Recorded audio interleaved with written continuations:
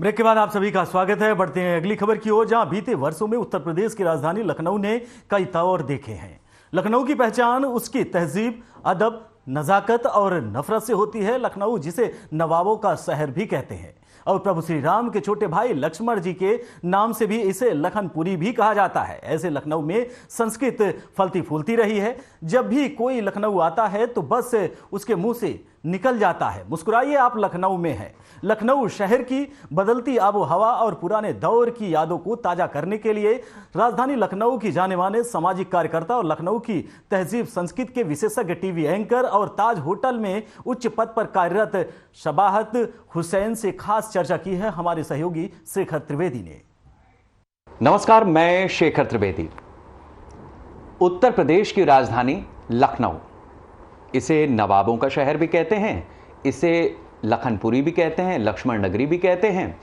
और सबसे बड़ी बात, इस लखनऊ की पहचान इसकी ज़बान से, इसकी तहजीब, अमन पसंद और साथ साथ यहाँ के लोगों की जो एक खुश मिजाजी है, उन सारी चीज़ों को लेकर के बनता है अपना ये लखनऊ। आज हमारे साथ इस खास कार्यक्रम में एक बहुत ही ख़ास शख्सियत है और उस शख्सियत के बारे में सबसे बड़ी बात यह है कि वो लखनऊ को जीता है, एक सामाजिक कार्यकर्ता के रूप में भी, एक प्रेजेंटर के रूप में भी और साथ साथ कॉरपोरेट की दुनिया में भी उनका जिस तरीके का जुड़ाव है, जिस तरीके से उन्होंने अपना दखल रखा है, वो वाकई लोगों के लिए एक मिसाल है। हमारे साथ हैं शबाहत हुसैन जी। बहुत स्वागत है सर आपका साधना प्लस न्यूज़ पे। बहुत बहुत शुक्रिया। सबसे पहले तो मैं साधना प्लस न्यूज़ चैनल का शुक्रगुजार हूँ कि वो वक्त वक्त पर ऐसी चीज़ों को उजागर करते रहते हैं और समाज के सामने लाने की कोशिश करते हैं जो बाकी दूसरे चैनल नहीं कर रहे हैं। तो एक तो इस बात की मुबारकबाद भी दे रहा हूँ कि आप यहाँ की तहज़ीब, यहाँ के तमद्दुन, यहाँ के नफासत, यहाँ की नज़ाकत को एक मंच पर ला रहे हैं पब्लिक के सामने, जिससे कि वो उससे रूबरू हो।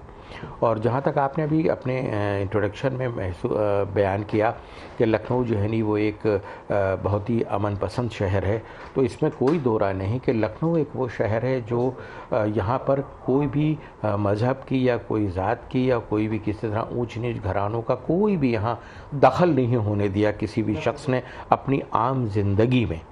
और जो भी यहाँ के लोग रहने वाले हैं पुराने लखनऊ के ले लिए, नए लखनऊ में तो खैर नए तरह के लोग आके बस गए हैं, लेकिन अगर पुराने लखनऊ में आप चले जाइए, मिसाल के तौर पर आज दशहरे के ऊपर हम आपको बता दूं कि आज अगर पुराने लखनऊ में चले आइए तो आपको ये पहचानना मुश्किल हो जाएगा कि दशहरा में जो रावण दहन का प्रोग्राम हो रहा है, इसमें कौन किस धर्म का है, क्योंकि सबके पहनावे इतने खुश मिजाज होते हैं और इस तरह एक दूसरे से गले मिलते हैं कि लगता है सबका पर्व है। और लखनऊ की तारीख़ रही है कि यहाँ का कोई भी अगर पर्व रहा है तो वो सब मिलकर मनाते थे। मिसाल के तौर पर आपने वाजिद अली शाह साहब का नाम सुना होगा, तो कैसर बाग बारादरी में लोग जाते हैं, सोचते हैं यहाँ एग्जीबिशन लगती है, यहाँ शादी ब्याह होती है, यहाँ पर और किसी तरह के कोई कार्यक्रम होते हैं, लेकिन असल मकसद जो बारादरी का उनका था वो बारादरी उन्होंने बनाई इसलिए थी कि बसंत पंचमी का त्यौहार उस बारादरी के अंदर बड़े ही हर्षोल्लास के साथ, बड़े ही ज़ौक़ के साथ, बहुत ही कहते नहीं खुश मिजाजी के साथ मनाया जाता था। और वाजिद अली शाह साहब का पूरा वो पर्व कहलाता था वो बसंत पंचमी का।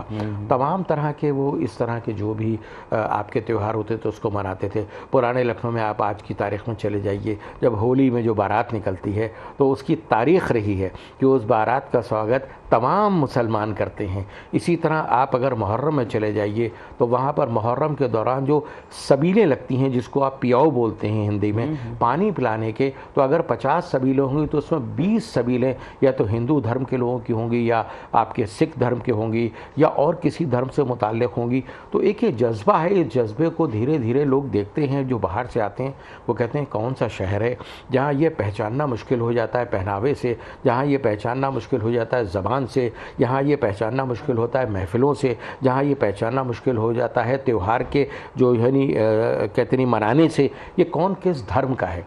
तो ये आपके अंदर एक खुदादाद चीज़ है लखनऊ के अंदर कि हर रहने वाले को यहाँ का ये शरफ़ हासिल है और बड़े फ़ख्र से हम लोग कहते हैं कि हम लखनऊ के हैं।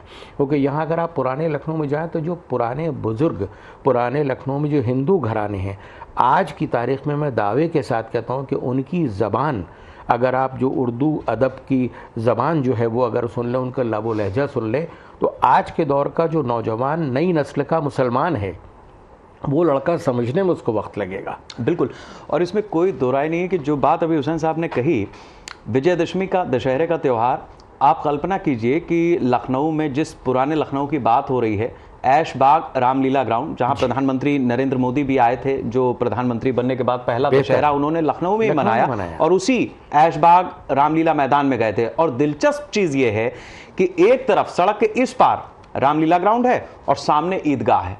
आप समझिए कि ये जो तसव्वुर है लखनऊ का, ये कहीं और दीदार हो नहीं सकता। इस चीज का आपको एक और भी चीज है, जैसे आपने बताया कि जो ताजिए निकलते हैं या जो हमारे रावण का पुतला राजू और फकीरे मिलकर बनाते हैं लखनऊ में, जो पटाखे आतिशबाजी का कार्यक्रम आपकी बात बीच में कट रही है। यहाँ पर जहाँ मैं रहता हूँ, पिछले 18 साल से रावण दहन रावण मैं बनवाता हूँ, रावण दहन मैं करता हूँ। क्या बात।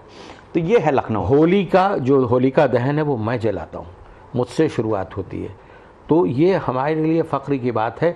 हम आपके मज़हब का एहतराम करेंगे तो आप हमारे मज़हब का भी एहतराम करेंगे। कोई भी मज़हब का तर्जुमा कर लिए, अनुवाद कर लिए, ट्रांसलेशन कर लिए, टोटल मज़हब की हर किताब में यही लिखा है कि सर्वधर्म जो है नहीं, वे किसी भी इंसान की इज़्ज़त करना है, उसकी तमाम चीज़ों की दुश्वारियों को दूर करना है। ये हमारा मज़हब सिखाता है, जो लखनऊ में आपको देखने को मिलता है। और ये सोचना लोगों के लिए बहुत ही गलत चीज़ है कि जैसे अगर उर्दू ज़बान है तो वह किसी एक मज़हब की है या किसी एक ज़ात की है, या हिंदी ज़बान है वो किसी एक मज़हब की या किसी ज़ात की। मुझे तकरीबन 30-31 साल हो गए लखनऊ दूरदर्शन पे समाचार पढ़ते हुए, और मैं हिंदी में सेलेक्ट हुआ था, और आज की तारीख में भी मुझे कमांड हो गई अब हिंदी पे इतने साल में, लेकिन आज भी मैं सीखता हूँ। इसी तरह उर्दू तो मेरी ज़बान रही, मातृभाषा, लेकिन क्या है कि अगर आप पुराने लखनऊ में चले जाइए तो अक्सर मैं हिंदू भाइयों को कुछ शब्दों के उच्चारण पे टोक देता हूँ। जिस तरह वहाँ का पुराना लखनऊ का रहने वाला कोई मुसलमान बुज़ुर्ग हम आज के नए नौजवान मुसलमान को टोक देता है कि तुम्हारा तलफ़्फ़ुज़ सही नहीं है, इसको इस तरह कहो। तो ज़बान किसी की जागीर नहीं होती, और कहते नहीं है कि त्यौहार किसी की जागीर नहीं होती। ये आपका अपना अक़ीदा होता है, अपना आप कहते नहीं सोच होती कि आप उसको किस तरह मनाएं, और यही एक हम पैगाम देते हैं। और हमारा हिंदुस्तान के लिए या हमारा यूपी के लिए, लखनऊ के लिए, सब उसी की देन है कि आज पूरी दुनिया में लोग कहते हैं कि ये एक अमन का गहवारा है। ये जिस गहवारे के अंदर तमाम रंग के फूल खिलते हैं, लेकिन खुशबू सबकी वैसी होती है जो इंसान के दिलों में ठंडक देती है, भाईचारे का पैगाम देती है। ये बात अलग है कि लखनऊ बढ़ता गया, और बढ़ते बढ़ते आसपास के इलाक़ों में नए दूसरे शहर के लोग आकर बसते गए, और ज़ाहिर है कि उनकी ज़बान मुख्तलिफ थी, अलग थी, तो यहाँ की ज़बान अपनाने में उनको वक्त लगा, और धीरे धीरे उनको चूँकि आम समाज के साथ जुड़ना था, तो वो ज़बानों का जो तालमेल हुआ वो सही बैठ नहीं पा रहा है।